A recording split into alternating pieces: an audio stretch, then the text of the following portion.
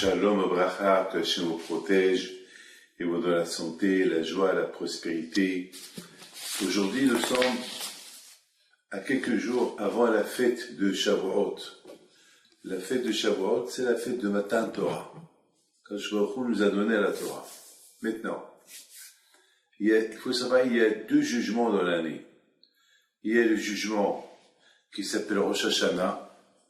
À Rosh Hashanah, alors, il y a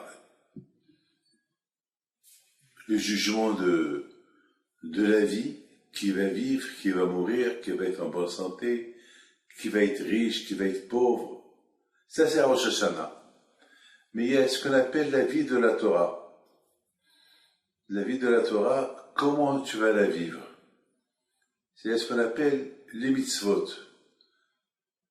Combien tu vas recevoir cette année? Maintenant, vous savez, la vie, elle est divisée en deux.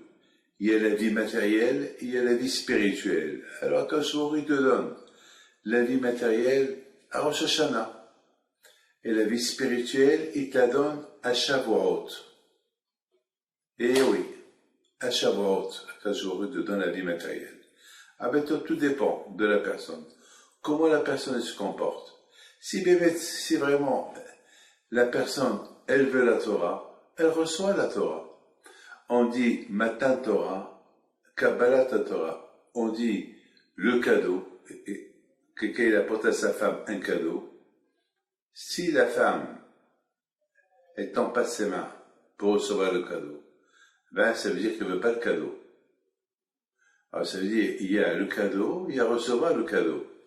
Matan Torah, Kabbalat Torah. Tout dépend de la personne. C'est à la personne de bien vouloir accepter la Torah. Akash ne t'oblige pas. Pour la vie, Akash donne à tout le monde. Akash il faut qu'il maintienne le monde.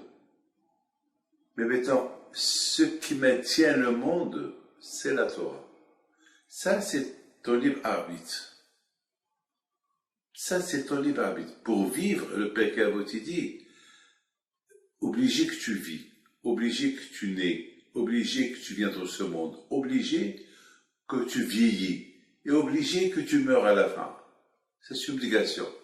Mais pour la Torah, il n'y a pas d'obligation. Tu la veux, on te la donne. Tu la veux pas, eh ben on te la donne pas. Et c'est ça, ce qui se passe à Shavuot. Maintenant, il faut savoir une chose. À la personne de montrer une volonté. Si tu montres une volonté que vraiment tu veux la Torah, alors quand Shavuot te la donne. Mais si tu ne montres pas une volonté, que voulez-vous que le bon Dieu vous donne? Il vous donne rien du tout. Vous savez, la paracha nous avons l'une des plus grandes parachas de toute l'année, c'est la paracha de Nassau.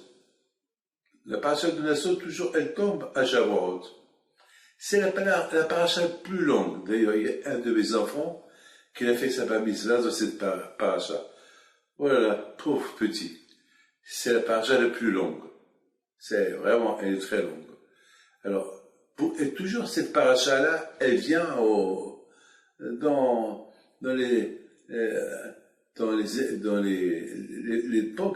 temps de Shavuot, pour te dire que la Torah, elle est grande. Ben, je vous dis quelque chose. On croit qu'on comprend la Torah, mais on ne la comprend pas. Parce que toujours, on découvre. Il n'y a pas de fin. Vraiment, il n'y a pas de fin. Et c'est beau. Mais, il faut savoir une chose. Pour acquérir la Torah, il faut beaucoup d'efforts. Il faut faire les efforts. Aïe. Il faut faire les efforts. Vous savez, pour être riche, pour faire de l'argent, il faut travailler dur. Moi, je connais un monsieur.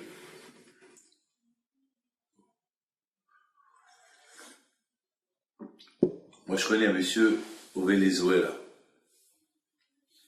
à la Vachalom. Il s'appelle monsieur Kabhazi. Et la première fois que je suis arrivé au Venezuela, il y a une vingtaine d'années, ou peut-être plus, j'ai fait sa connaissance.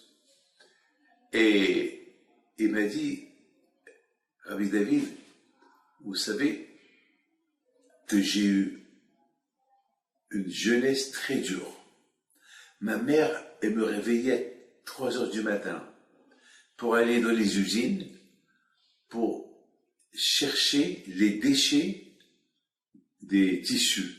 Les usines qui fabriquent des chemises, des robes, etc., etc., ils jettent des déchets. Et j'allais ramasser les déchets. Et je les apportais à ma mère, et ma mère, elle faisait des cravates. Elle faisait des cravates avec. Et elle faisait 2, 3, 4. Et j'allais au marché, je les vends. Et c'est comme ça qu'on a commencé à ramasser de l'argent. Et à un moment donné, les cravates que ma mère elle faisait, on a commencé à avoir des commandes. On avait un peu d'argent d'économie. Alors, on a continué à aller à 3 heures du matin, ramasser les déchets des tissus, et on faisait jusqu'à un moment donné, on a fait notre propre fabrique, notre propre usine, et on a commencé à monter. Aujourd'hui, grâce à Dieu, j'ai fait de l'argent. Je suis riche, grâce à Dieu, et j'ai construit des écoles, j'ai construit des yeshivot, et vraiment c'est la vérité. J'ai été visiter une yeshiva qu'il a construit à Yerushalayim. Vous imaginez que l'effort paye. Alors, de la même façon que dans le matériel, s'il n'y a pas d'effort, tu ne peux pas gagner. Parce que, bien sûr, il peut y avoir quelqu'un qui va gagner au loto, il va devenir milliardaire. Mais ce n'est pas de l'argent qu'il a gagné au loto, qu'il a gagné à la sueur de son franc. Il a une chance. C'est pas tout le monde qui a une chance. Il y a un sur quelques millions qui va gagner au loto. Et peut-être aussi, il peut perdre tout cet argent. Parce que l'argent gagné sans effort, on le perd. Mais lorsqu'on gagne de l'argent avec l'effort, on le gagne.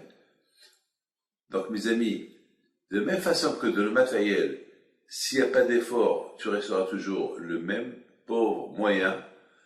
Comme ça, dans la vie spirituelle, eh ben, s'il n'y a pas la Torah, tu fais l'effort dans la Torah, alors tu seras toujours pauvre dans la Torah. Il faut l'effort. Et c'est la raison pourquoi la Torah nous dit la Torah dit pour acquérir la Torah et pour faire les mitzvot, il faut l'effort. Parce que vous savez, mes amis, respecter Shabbat, c'est pas facile, hein. Respecter Nida, c'est pas facile. Respecter le manger kasher, c'est pas facile. Il faut des efforts. Et pour respecter les mitzvot, parce que beaucoup de fois on fait les mitzvot machinalement, on les fait comme ça. Hein.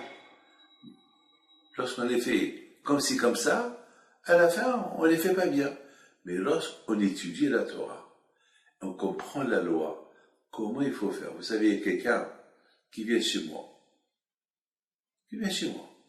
Et avec sa femme. Sa femme, elle me dit, Rabbi, moi je suis né dans une famille religieuse. Moi je vais faire le mikvé. Je respecte Nida. Mon mari il me viole, il me force à ne pas respecter le mikvé. Je ne peux pas. C'est vrai, j'aime mon mari, mais il me force à faire des choses que je ne peux pas faire. Je ne peux pas. J'ai décidé, Rabbi, que je vais quitter, je vais divorcer. Je commençais à parler avec le monsieur. Le monsieur ne veut rien savoir. Je lui dis, mais tu vois, tu la violes. Elle a aucun plaisir d'être avec toi. Il me dit, elle va s'habituer. Mais tu vois, ça fait déjà 6 mois que vous êtes mariés, elle s'est pas habituée, elle vient, elle se plaint. Elle se plaint. Tu es en train de lui faire des choses à ne pas faire. Il me dit, c'est son problème. Ben, mes amis, la même semaine, elle a quitté la maison, elle est partie chez ses parents. Après, elle a tout fait pour la récupérer, elle n'a pas réussi. Et pourtant, elle l'aimait. Et parce qu'elle a perdu la confiance. Il a fallu que je lui parle, et j'ai passé du temps avec elle pour qu'elle donne une chance. Donc, grâce à Dieu, au départ, c'était dur pour lui, mais à la fin, je vous donne ma parole d'honneur, il fallait voir comment il est devenu, et m'a même demandé comment faire pour que le bon Dieu me pardonne. Comment faire pour que le bon Dieu me pardonne? C'est ce que David Amelech il dit. David Amelech il dit, Ta'amo, goûte et tu verras que la Torah elle est bonne. Eh bien ça, mes amis, ce que nous allons recevoir la semaine prochaine. Nous allons recevoir la semaine prochaine, dimanche soir, la Torah.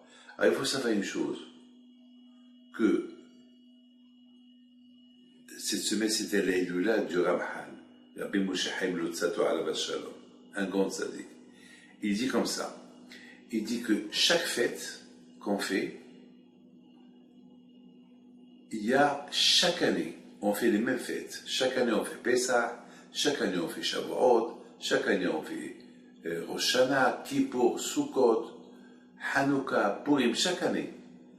Il dit comme ça, il dit chaque année, les lumières qui se sont réveillées pour la raison pourquoi on fait la fête, ces lumières-là, ils se réveillent chaque année à la même date. Par exemple, lorsqu'on a quitté l'Égypte, il y avait une force du bon Dieu qui était là, pour que les Juifs ils quittent l'Égypte, pour que les Juifs, il leur arrive rien du tout, protégés. Alors cette force-là, cette lumière-là, elle se réveille chaque année. À Shavuot, lorsque Hachem il a donné la Torah, le ciel il s'est ouvert et tout le monde était présent. Et Hachem, il a dit aux Juifs, c'est moi Hachem. Et les Juifs, ils ont vu. Les amis, chaque année, ces lumières, cet événement qui s'est passé à Shavuot, elles se passent chaque année à la même date. Hein, que nous, on ne voit pas. Mais si on se prépare pour recevoir la Torah, on se dit, tiens, je vais faire la veillée, je vais veiller le jour de Shavuot, je vais prendre sur moi à étudier la Torah, je vais prendre sur moi à faire le mitzvot, alors Akadosh Baruch Hu va te donner. Mais si Akadosh Baruch Hu voit que tu t'en fous, mais il n'a rien à te donner. Écoutez, on donne celui qui veut, on donne à celui qui veut. Et s'il ne veut pas, on n'a rien à lui donner. On a dit que à Shavuot, c'est le jugement de la Torah. Combien on donne à chacun? Combien de possibilités on va te donner? Très bien. Il y a beaucoup de gens qui disent, j'ai pas le temps. Ah ben le bon Dieu va leur donner le temps. Oui, tout dépend d'eux. Les amis, ça, c'est les règles. Tout ce qui est dur, pour le recevoir, c'est dur. Il faut savoir une chose, la Torah, c'est pas facile. La Torah, il faut souffrir pour l'avoir. Ne croyez pas que la Torah, elle est facile. Elle est très dure. Mais une fois que tu es dedans, tu l'aimes, tu l'apprécies, tu l'adores. Elle est super. Oui, mes amis.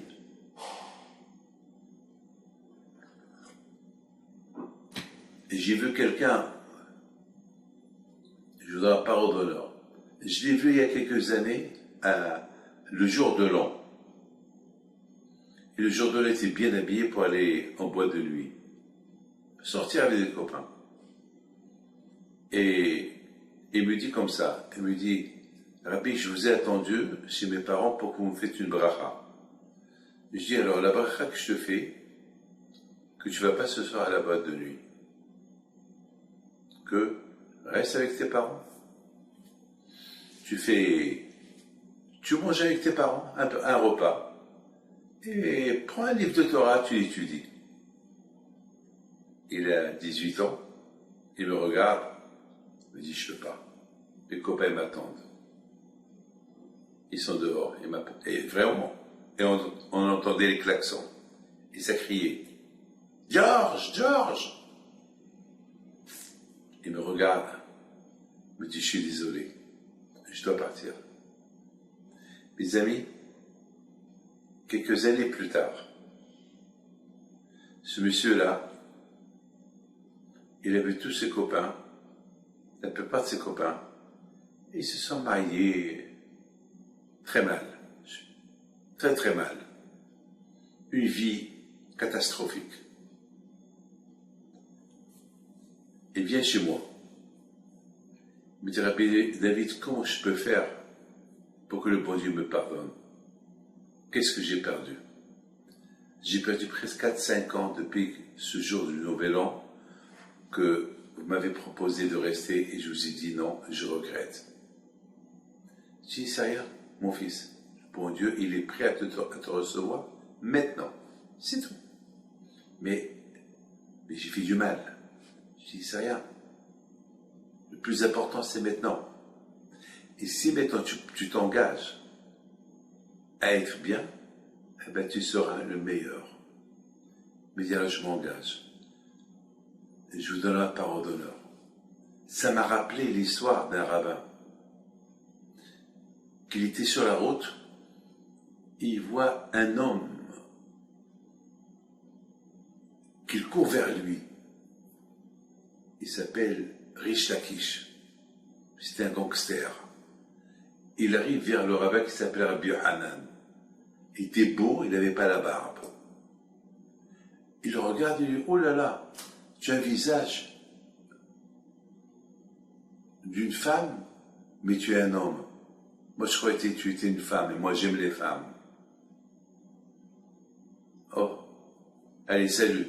Et le rabbin l'appelle, Rabbi Yohanan, hé, stop. Je t'ai vu courir. Tu as dit que tu aimes les femmes. Tu sais que j'ai une sœur très belle. Tu viens avec moi à la yeshiva. Tu étudies la Torah de ma sœur. Ah bon? Toi, tu me donnes, moi j'ai un gangster. Oui, je te donne ma sœur. Alors, d'accord. Alors, je viendrai demain à la yeshiva. Mes amis, Rish Lakish, il voulait repartir en courant. Peut-être il avait encore un rendez-vous. Peut-être il y avait un autre à qui voler.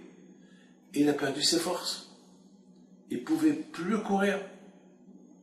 Alors Rish Lakish, il regarde Rabbi Yohanan et lui dit, mais comment? Qu'est-ce que tu as fait? Tu m'as ensorcelé ou quoi? Je me sens plus comme je me sentais avant. Il lui dit, eh bien mon fils, le fait que tu as accepté sur toi la Torah, alors la Torah, elle t'attend demain. Elle t'enlève tes forces. Les amis, alors je vous pose une question. Quelle est la différence entre Rish Lakish, que soudainement, on lui a proposé sa sœur, et il a accepté d'aller à l'Yeshiva étudier la Torah pour la sœur de Rabbi Hanan, et pour ce George-là, lorsque je lui ai parlé de ne pas y aller, il ne m'a pas écouté. Comment ça se fait? Il ne m'a pas écouté. Pourquoi il ne m'a pas écouté? Et pourtant, son père il est croyant, sa mère elle est croyante, il a vécu dans le bonheur de la Torah. Comment ça se fait qu'il ne m'a pas écouté? 4 ans plus tard, il a décidé de faire Teshuvah. 4 ans plus tard. Vous savez, c'est quoi la différence? La différence, c'est la volonté. La volonté.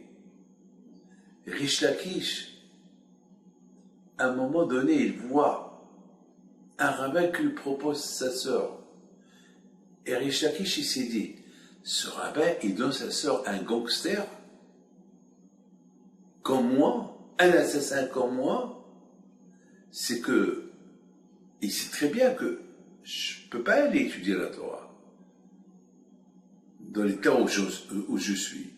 Mais c'est que s'il me propose sa sœur, malgré qu'il sait ce que je suis, c'est qu'il voit en moi que j'ai une chance d'arriver à quelque chose. Ça veut dire que la Torah est plus importante que sa sœur. Parce que si la Torah n'était pas plus importante que sa sœur,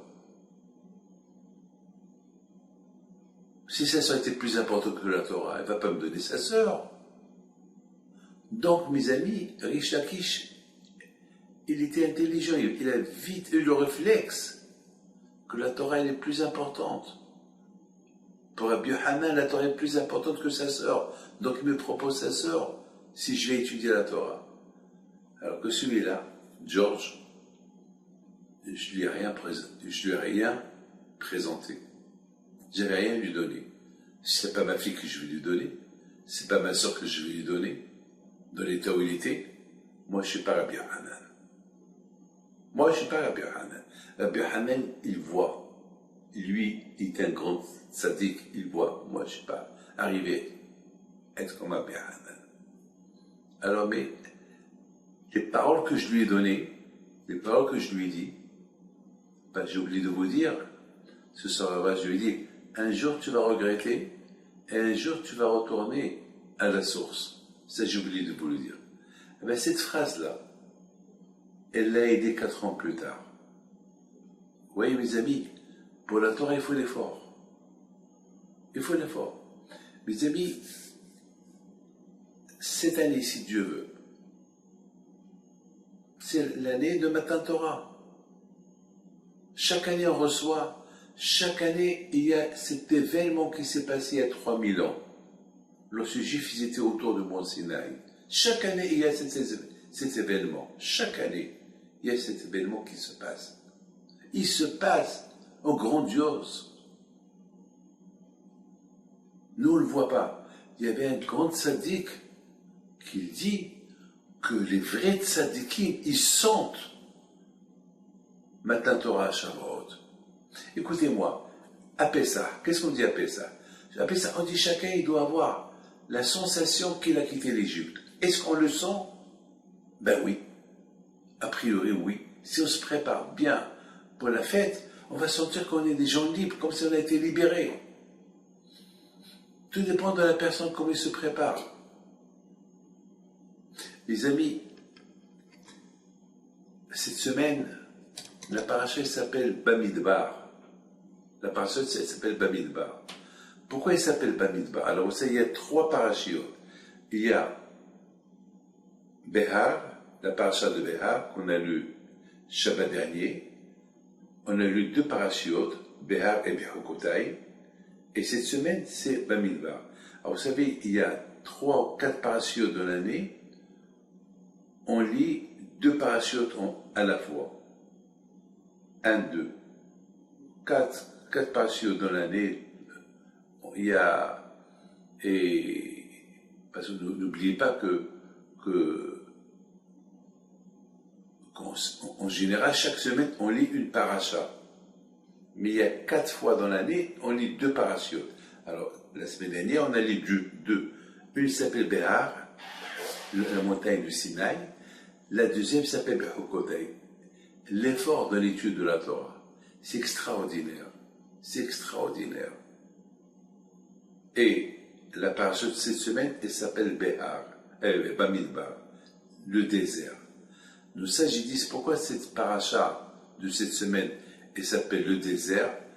Ben, pour nous rappeler que celui qui veut vraiment être attaché à Dieu, il faut qu'il abandonne son corps pour Akadosh Baruch Hu. Pas chacun, son corps, il est important pour lui.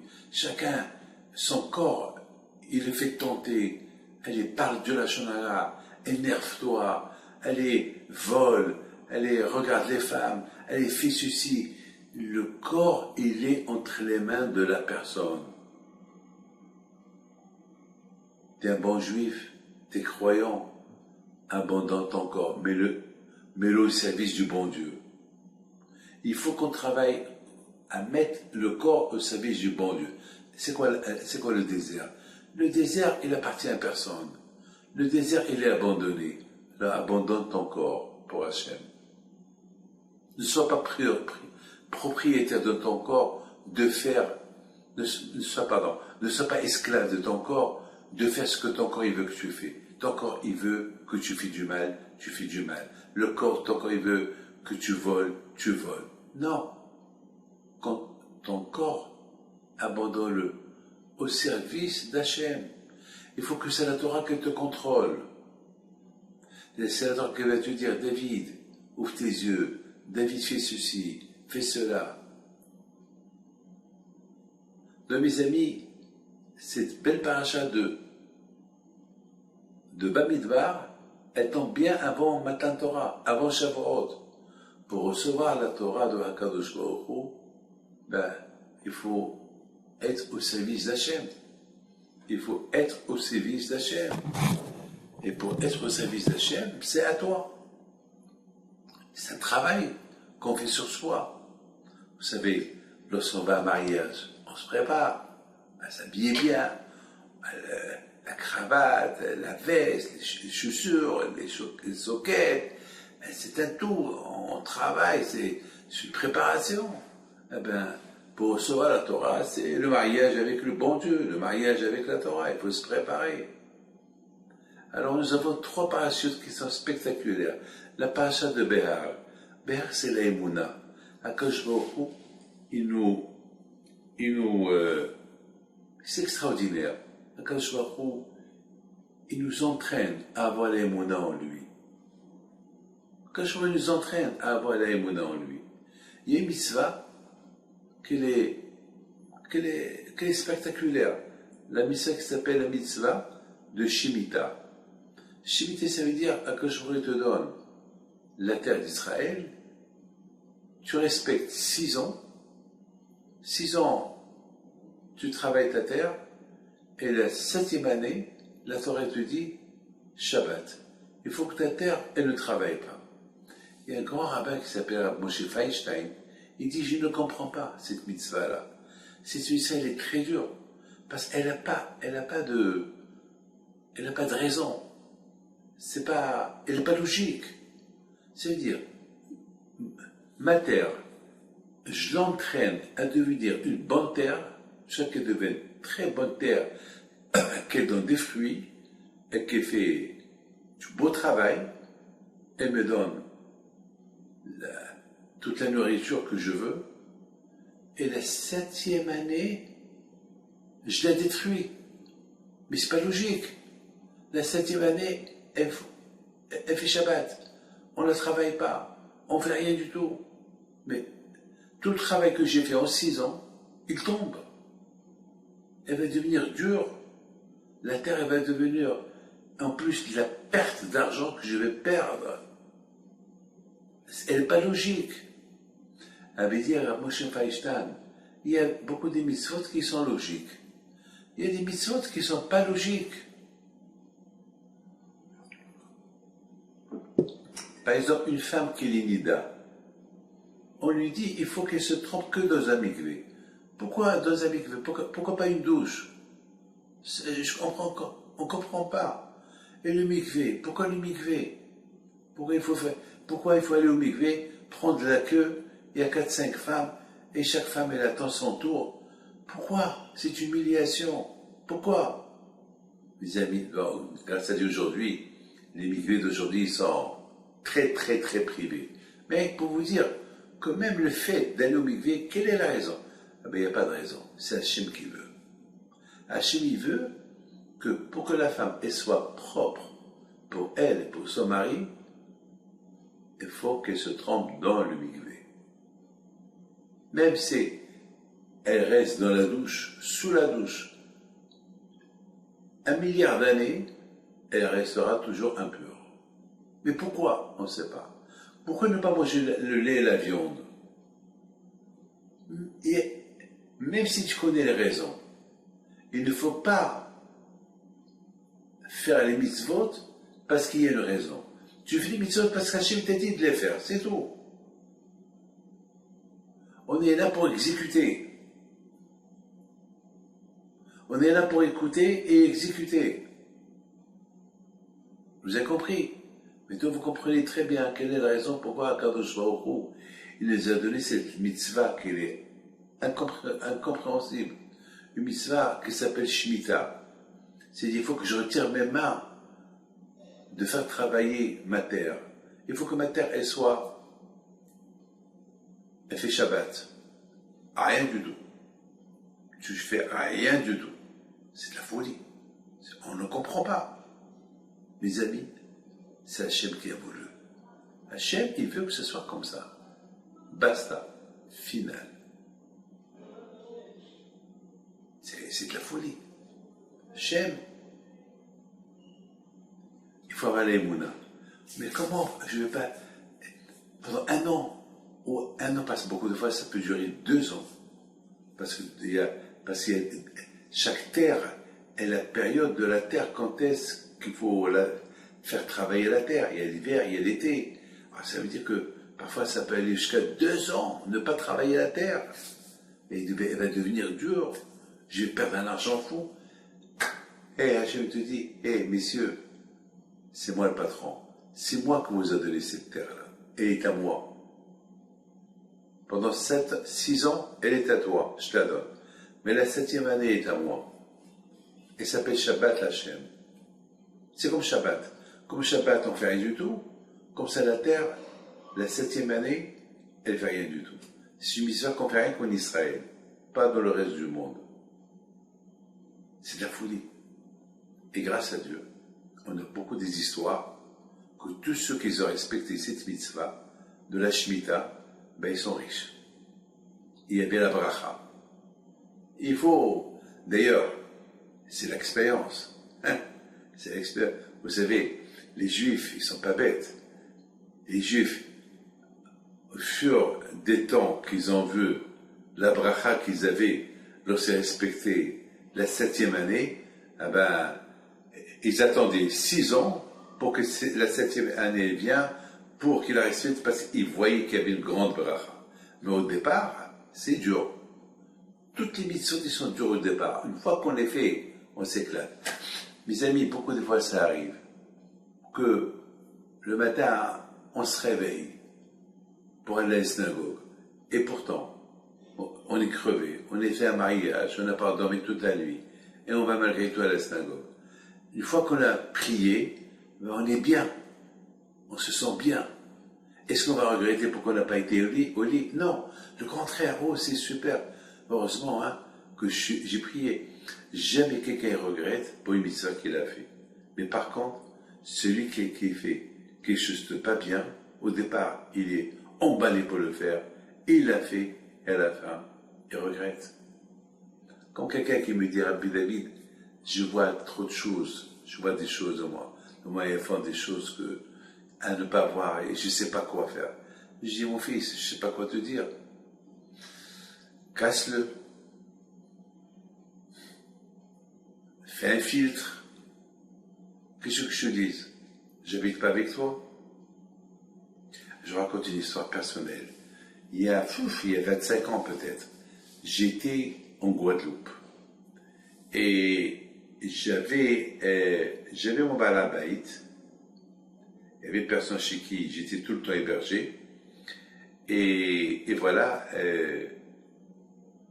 une fois, je suis parti pour 24 heures, parce qu'il y avait une bar mitzvah au mariage, donc je suis parti que pour 24 heures. Pour ne pas déranger la famille chez qui j'étais, j'aurais dit de me prendre l'hôtel. Un hôtel, c'est là-bas où ils font... il y avait les invités et tout. Bon, au départ, ils n'ont pas voulu, mais à la fin, ils m'ont donné l'hôtel. Mais je rentre dans l'hôtel, il y avait une grande télévision à l'hôtel. Alors, j'avais peur que j'aurais la tentation de l'allumer. Alors, je l'ai couvert avec un drap. Alors, ils m'ont dit, pourquoi un drap? Un drap blanc. J'ai dit, le drap blanc, il me rappelle la mort. Comme ça, j'aurais pas la tentation de voir. À cette époque, il y avait des guerres, etc. Donc, que Dieu préserve, que je suis pas tenté à l'allumer. Mais mes amis, vers le matin, j'entendais dans la chambre un bruit fort. J'ai fait peur. D'où ce bruit, il vient. Je commence à chercher. Et à un moment donné, mes amis, je vois une grosse guêpe qu'elle était là. Une grosse guêpe. J'ai eu peur, c'est une grosse guêpe. je sais pas comment elle est rentrée là-bas. Mais mes amis, elle ne m'a pas touché. Pendant que je dormais, elle ne m'a pas touché. Elle était grosse, elle aurait pu me faire du mal. Elle n'était pas seule, il y avait là-bas un nid de guêpes. Je ne sais pas comment. Ils rentraient de. Je ne sais pas comment ils sont arrivés là-bas. C'est de la folie. Et dans ma tête, vous savez, moi, je suis très carré. Chaque chose, je trouve une raison. Je dis, eh bien, grâce à Dieu, le fait que j'ai couvert cette télévision pour ne pas être tenté pour voir, le bon Dieu m'a protégé de cette guerre. Et la preuve, mes amis, que c'est une fois que tout de suite je me suis levé, j'ai pris mes vêtements pour sortir, la guêpe, les 2 guêpes ou 3 guêpes, ils ont commencé à tourner dans toute la chambre de tous les sens. Et j'étais content. J'ai dit merci à Hachem. J'étais content. Merci à Hachem. Mes amis, la paracha de Shemitah, la paracha de Béar, elle nous rappelle avoir la émouna en Dieu. C'est pas rien qu'étudier la Torah. C'est pas rien que recevoir la Torah. Il faut avoir la émouna que ce que tu fais, tu le fais pour Hachem. Il faut avoir l'émouna que la parnassa, elle vient de Hakadosh Baruch Hu. Vous avez compris? Il faut avoir l'émouna que c'est Hachem qui nous a donné la Torah. Mes amis, et la paracha de Be'okotai, c'est l'effort. Ça veut dire l'effort pour étudier la Torah. L'émouna, il y a une paracha qui te parle de l'émouna, il faut avoir confiance en Dieu, que c'est lui qui te donne ce que tu as besoin. La paracha de la Torah, pour acquérir la Torah, il faut les efforts. Parce que mes amis, c'est comme ça, les deux marchent. Et de l'autre côté, Bamidbar. Bamidbar, il faut que tu abandonnes ton corps. Il faut pas être l'esclave de ton corps. Il faut abandonner ton corps et être l'esclave de Hachem. Et pour arriver à être l'esclave du serviteur de Hachem, il faut avoir et la émouna et se donner pour la Torah. Prends du temps. Toujours on dit on n'a pas le temps. Si on a le temps, si tu veux, tu trouves le temps. Et oui, si tu trouves, tu as le temps. Ah, je vous raconte une histoire, elle est spectaculaire. C'est une des belles histoires que j'ai entendues cette semaine. Il y a quelqu'un qui prie avec nous. Il prie avec nous à la Hanana. Il a des pauvres, il a des problèmes de parnassa. Bon, grâce à Dieu, on essaie de l'aider. Et beaucoup de fois, il a des envies de retourner en France. Parce qu'il ne se trouve pas en Israël. Depuis qu'il est là, il a une grande émouna à Kadosh Baruch Hu. Il vit avec des miracles. Il voit des miracles tout le temps. Et grâce à Dieu, il étudie la Torah. Et tout ce qu'on lui dit de faire, il le fait. Il a une grande émouna.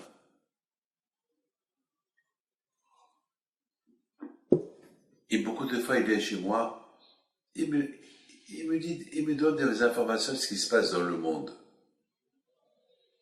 Et il me dit, le monde, il change, mais la Torah ne change pas.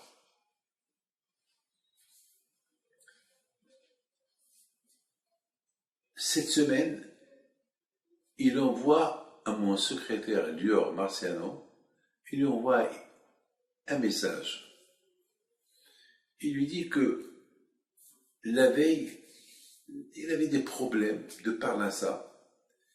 Et il a prié à Hachem. Il a dit à Hachem, envoie-moi un signe que tu es avec moi. Envoie-moi un signe que je tombe pas dans la déprime, que je suis seul, je suis abandonné. Envoie-moi un signe, Hachem, je fais tout pour toi. Et je me plains pas. Je veux pas me plaindre. Hachem, mais au moins, fais-moi un kiff, fais-moi un service. Il parle à Hachem. Mes amis, c'est ce qu'on doit être, c'est ce qu'on doit faire. On a un problème, on parle à Hachem. Il faut parler avec Akadosh Baruch Hu. Moi, je me rappelle ma mère, elle parlait avec Hachem tout le temps. tout le temps. Moi aussi, j'ai appris à parler comme ça. J'allume les veilleuses des tzadikim, je parle avec eux. Je leur demande mes demandes. Beaucoup de fois, je parle tout seul. Avec qui je parle? Au mur? Non, je parle à Hachem. Da, malem alamina mimar. Le Père Kavoti dit, sache qui au-delà de toi. Il y a Aïn Roa, on te voit, tu es surveillé. Et tout ce que tu fais, c'est écrit. Mes amis, c'est comme ça qu'il faut vivre. Il faut vivre dans cette émouna-là en Akadosh Baruch Hu. Mes amis, c'est extraordinaire ce que je vais vous dire. Ce monsieur-là, qui demande à Akadosh Baruch Hu, donne-moi un signe, eh bien, 5 minutes plus tard, il entend comme un message est arrivé. Il ouvre le message, c'était un message qui vient de Kol Haïm, de l'Yeshiva de Ra'anana, qu'elle porte le nom de Rabbi Haïm Pinto. Et c'est écrit comme ça. Il faut avoir l'émouna en Dieu. Il faut avoir l'émouna en Dieu. Akadosh Baruch Hu, jamais il abandonne quelqu'un.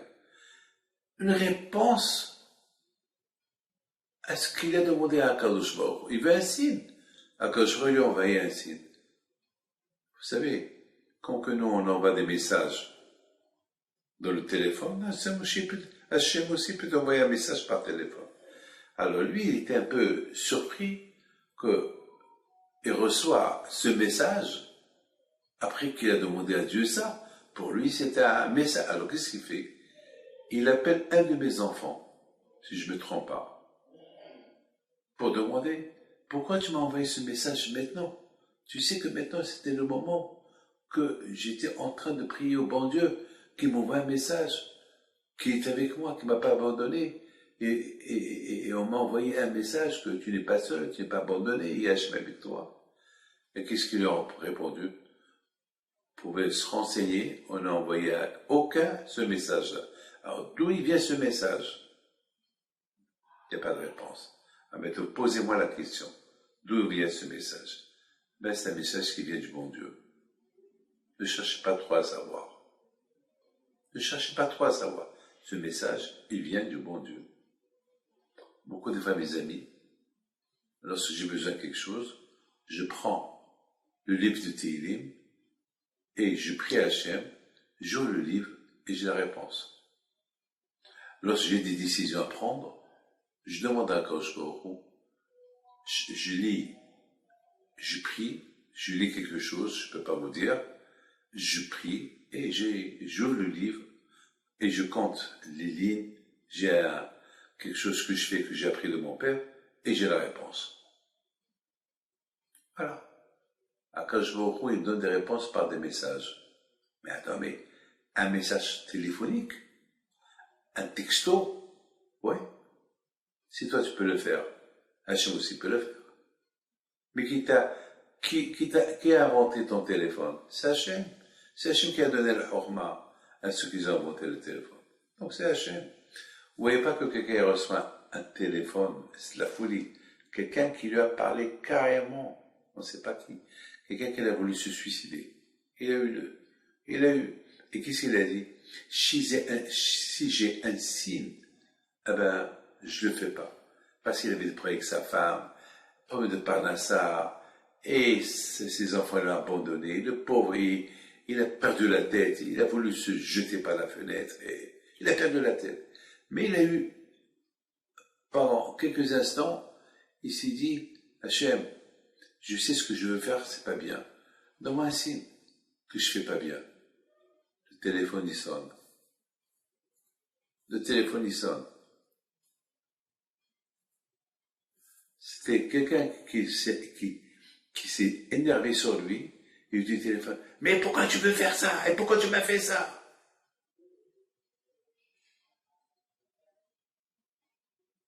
Il a accroché sur lui. L'autre, il avait peur. Ce qui m'a appelé. 5 minutes plus tard, il reçoit un autre coup de téléphone. C'est un monsieur qui l'appelle. Je m'excuse, je me suis trompé de téléphone. Je devais appeler ma femme et le numéro il est sorti chez vous. Alors, je suis désolé. Mais le message était clair. Grâce à Dieu. Et il a fait la paix avec sa femme. Et là, grâce à Dieu, sa femme, lorsqu'elle a appris que son mari était fatigué, elle a eu de la peine pour lui, les parents les ont aidés, et grâce à Dieu, l'aïmouna a Hachem. Donc on a besoin de deux choses, pas que la Torah, il faut l'aïmouna, la foi en Dieu. Déjà, la foi, il y a un créateur, c'est lui qui nous a donné la Torah. Après, pour le connaître davantage, il y a la Torah. Et après, bien sûr, il ne faut pas être esclave de ton corps. Mets ton corps au service de Akadosh Baruch Hu. Mes amis, c'est très bientôt Shavuot. Et mes amis, n'oubliez pas que, si Dieu veut, c'est la Hilula de Rabbi Haim Pinto. Il n'y a pas beaucoup de place. Faites, c'est la Hilula, elle tombe un vendredi. Jamais elle est tombée vendredi, jamais on l'a fait vendredi. Donc, on va être obligé de partir mercredi, jeudi, vendredi, Shabbat, et dimanche, on retourne chez nous à la maison. Que le bon Dieu vous protège, vous donne la santé, la joie. Elle est spectaculaire, cette histoire de ce monsieur-là, qu'il a demandé à Hachem un signe, et le signe il est venu, il a fait son signe, qui lui a envoyé ce message. Eh bien, on ne saura jamais. Pour moi, c'est Hachem. C'est tout simple. Que le bon Dieu vous protège et vous donne la santé et la joie. Amen.